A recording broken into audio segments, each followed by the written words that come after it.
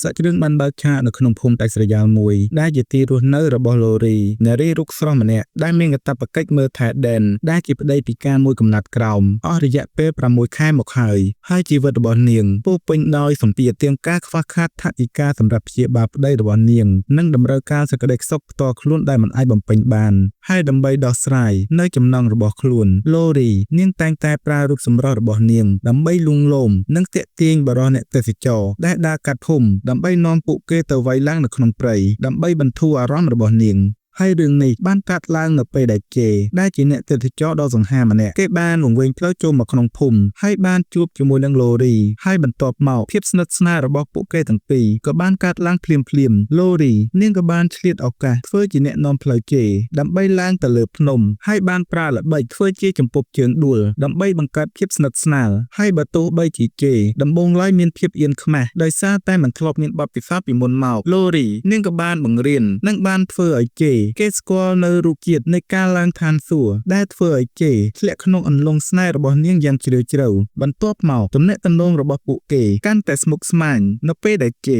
បានដឹងពីស្ថានភាពរបស់ឡូរីហើយនឹងដែនហើយដោយសារតែចិត្តសប្បុរសគេក៏ស្ម័គ្រចិត្តជួយព្យាបាលដែនដោយមិនគិតថ្លៃឈ្នួលដោយសង្ឃឹមថាអាចធ្វើឲ្យគាត់ដើរបានឡើងវិញហើយនៅខណៈពេលដែលគេកំពុងព្យាបាលឲ្យដែនឡូរីនាងកាន់តែបង្ហាញភាពស្និទ្ធស្នាលនិងផ្អែមល្ហែមទៅកាន់គេនៅចំពោះមុខប្តីរបស់នាងហើយទន្ទឹមនឹងនេះក៏មានរឿងរញ៉េរញ៉ៃមួយទៀតក៏បានកាត់ឡើងគឺអូឡែនដែលជាអ្នកភូមិជាមួយគ្នានិងត្រូវជាអតីតសង្សារចាស់របស់ឡូរីផងដែរអូឡែនគេបានជាយាមបង្ខំឲ្យនាងវាយឡើងជាមួយគេជាច្រើនលើកតែមិនបានសម្រេចតែនៅពេលដែលគេបានដឹងពីទំនាក់ទំនងរវាងឡូរីហើយនិងគេអូឡែនគេក៏បានលួចថតវីដេអូសកម្មភាពស្និទ្ធស្នាលរបស់ពួកគេទាំងពីរនាក់នៅពេលកំពុងបោះតង់ក្នុងព្រៃហើយបានប្រើវីដេអូនោះដើម្បីគំរាមកំហែងនិងបង្ខំឲ្យឡូរីព្រមវាយឡើងជាមួយនឹងគេហើយដោយសារតែគ្មានជំរឿននិងខ្លាចអាកំបាំងបែកធ្លាយដល់ប្តីរបស់នាងឡូរីនាងក៏បានបង្ខំចិត្តធ្វើតាមហើយក្រោយមកបន្ទាប់ពីការព្យាបាលរបស់ជេ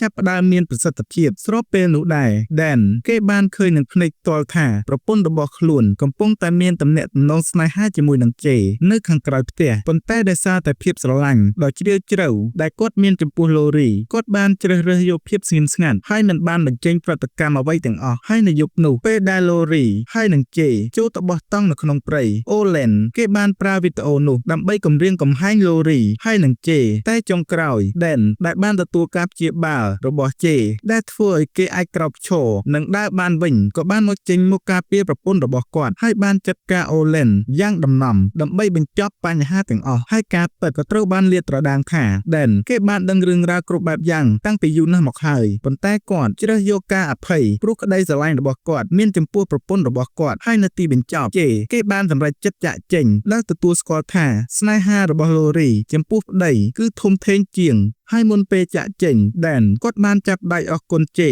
ដែលបានជួយព្យាបាលឲ្យគាត់ជាសះស្បើយឡូរីហើយនឹងជេពួកគេទាំងពីរក៏បាននិយាយពាក្យលាគ្នាដោយព្រមទទួលស្គាល់ថាពួកគេស្រឡាញ់គ្នាប៉ុន្តែឡូរីនាងមិនអាចទៅចោលប្តីរបស់នាងបានឡើយនាងបានជ្រើសរើសនៅក្បែរប្តីរបស់នាងហើយពួកគេទាំងពីរក៏បានចាប់ផ្ដើមជីវិតជាថ្មីជាមួយនឹងគ្នាដោយមានក្តីស្រឡាញ់ការអភ័យទោសនិងការយោគយល់ជាគ្រឹះដ៏រឹងមាំ